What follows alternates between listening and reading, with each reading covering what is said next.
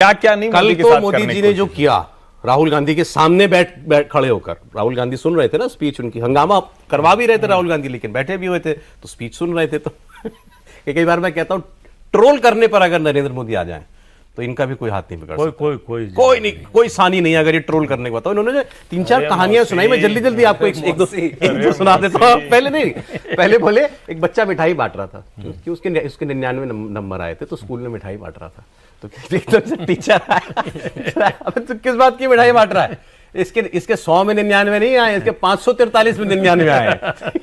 फिर उन्होंने शोले के मौसी वाली कहानी सुनाई, ये सुनिए आप। अच्छा, और इस पर क्योंकि उन्होंने फैक्ट पर बोला तो हम बात करते हैं कितना फैक्ट है इसमें। उन्होंने कहा कि भाई जैसे शोले में अमिताभ बच्चन मौसी को कहानी उसके लिए धर्मेंद्र जी के लिए बोलते हैं, शराब पीता है लड़का बड़ा अच्छा है, जुए की आदत है लेकिन लड़का बड़ा अच्छा है मौसी। तो ऐसे उन्होंने कहा कि अरे मौसी तीसरी बार हारे हैं, हारने का रिकॉर्ड ही तो बनाया है, मॉरल विक्ट्री तो है। दोबारा बोले 13 राज्यों में 0 सीटें आई हैं लेकिन हीरो तो हैं।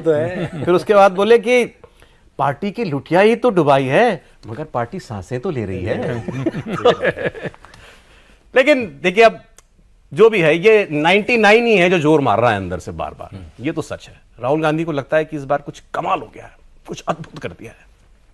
99 से ज्यादा है 240 बीजेपी का, उस बीजेपी का नीचे आना कि बहुमत नहीं लेने दिया। अगर ये 99 की बजाय 109 होता और बीजेपी 272 पार कर गई होती तो शायद इस तरह का टेम्परामेंट न देखता। अगर फुल मेजॉरिटी मिली होती, फुल मेजॉरिटी मिली होती। उनको लग रहा है कि हमने रोक लिया, हमारी वजह से, हमारे प्रचार की वजह से, हमारे प्रभाव की वजह से पहली बार उनको लग रहा है कि हम वोट दिलाने में अपनी पार्टी को कामयाब हुए। तो उसका जो अहंकार है वो ये सब करवा रहा है। वो ऐसा लग रहा है कि जैसे अश्वमेध यज्ञ जीत कर आए हैं, अब उनको उनका कोई चैलेंजर बचा नहीं है। क्या क्या हासिल कर लिया है भाई? ठीक है, आप और सीटें बढ़ गई आपकी। पिछले 4-5 साल से 2021 से जो G23 बना तो कांग्रेस में जो गांधी परिवार की पोजीशन थी वो भी काफी वीक विकेट पे थी। तो उनको ये भी बार बार दिखाना, देखो मैं आक्रामक हूं, देखो मैंने तुम्हें 99 सीट लाई, अब मेरे खिलाफ विद्रोह बंद, अब मैं ही हूं। तो इसको भी बार बार स्टैब्लिश करते रहेंगे कांग्रेस का जो अगर अच्छा बुरा जो भी हूं मैं ही हूं, उसको भी बार बार स्टैब्लिश करने की कोशिश करते हैं। अगर छोटा मोटा कोई विद्रोह बचा है तो वो भी खत्म हो जाए, तो वो उसको बार बार दिखाते हुए आदि इनकी अपनी पार्टी में भी, अपनी पार्टी अपने समूह इंडी गठबंधन में भी अपने आप को दिखाने, क्योंकि इनको भी अभी किसी ने नेता माना नहीं था ढंग से। ममता बनर्जी से आज भी पूछिएगा तो नहीं मानेंगी। अखिलेश मानते हैं क्या उनको नेता? अखिलेश जी तो बराबर में बैठते हैं, बराबर में बैठते हैं। वो उनके जन्मदिन के पोस्टर में सब में लिखा था भाभी के लिए है, अखिलेश जी के लिए। और सारा है कि मैं मुस्लिम वोट किसे मिलेगा, सारी रीजनल पार्टी में। यूपी में 27 में चुनाव है ना, 27 में, तब तक चलेगा अलायंस ये, तभी तक चल पाए। मैं तो अलायंस की बात नहीं करूंगा, मुझे लगता है कि ये जरूर बात हो जानी चाहिए और जो लोग कॉफी लिए कुरुक्षेत्र देख रहे होंगे उनको सुनाई दे जाएगा। कॉफी पी जाए थोड़ी। प्रधानमंत्री नरेंद्र मोदी ने आज वो इस्टेब्लिश कर दिया है जो हर ड्राइंग रूम में बात हो रही होगी, 1/3 सरकार की नई परिभाषा। हाँ, ये सुनिए भाई, जबरदस्त है ये। बार बार कहा जाता था 1/3 सरकार, 1/3 सरकार। क्यों कहा जाता था? क्योंकि 240 रह गए, नायडू जी हैं और नीतीश जी हैं, 2 लोग बड़े पार्टनर, तो 3 लोग, वैसे तो बहुत लोग, तो वो कहते थे 1/3 सरकार, बार बार कहते थे कि ये दोनों वैसा, कि खूब मीम वगैरह कार्टून वगैरह। अच्छा, कांग्रेस में आजकल कार्टूनिस्ट को काम खूब मिला हुआ है, मतलब मैं किसी व्यक्ति की बात नहीं कर रहा हूँ, कार्टूनिस्टों को काम मिला हुआ है। ये क्या कहना चाह रहे हैं? अरे आप लोग गलत समझ रहे हैं। नहीं, कार्टूनिस्टों को काम मिला हुआ है, आप लोग डोंट टेक इट अदरवाइज। वो 1/3 की परिभाषा आज बदल दी प्रधानमंत्री। उन्होंने कहा उनके मुंह में घी शक्कर, 1/3 ही हमारी सरकार है, क्योंकि 10 साल ही तो चली, अभी 2/3 बाकी है, 30 साल बाकी है। तो 30 साल तक भारतीय जनता पार्टी की, एनडीए की ये सरकार कहीं नहीं जाने वाली। सही।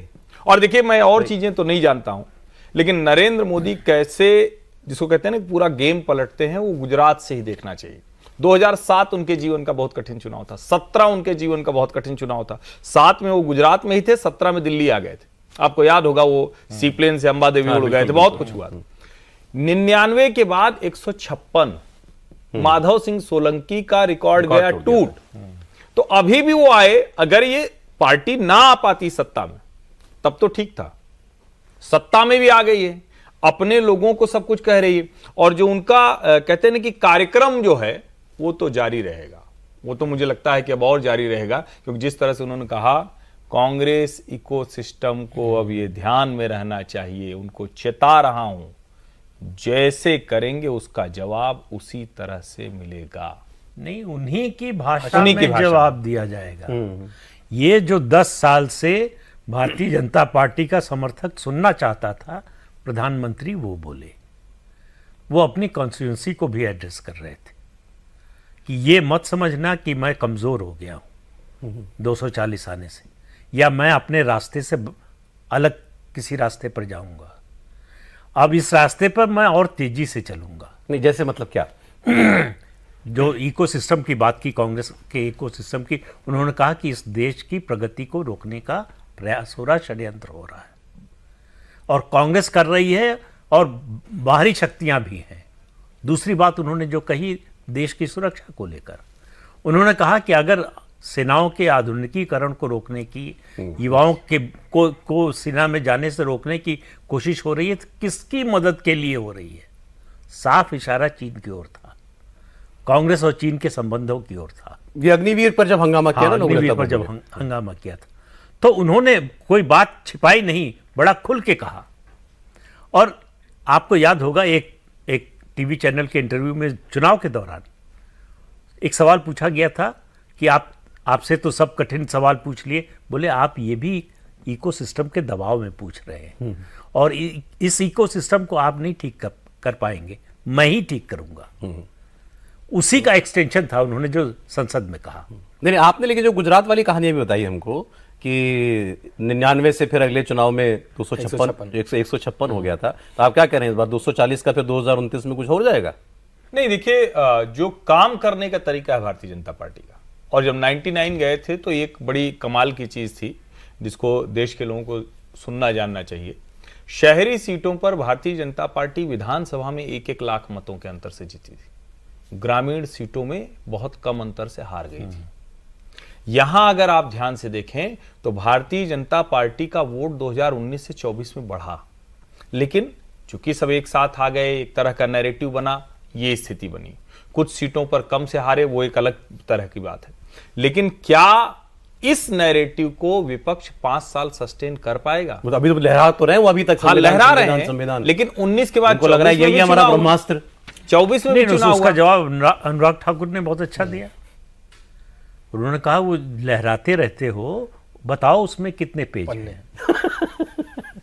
तो कभी खोल के पढ़ भी लिया करो। खाली लहराने के लिए नहीं है, वो जीने के लिए है संविधान।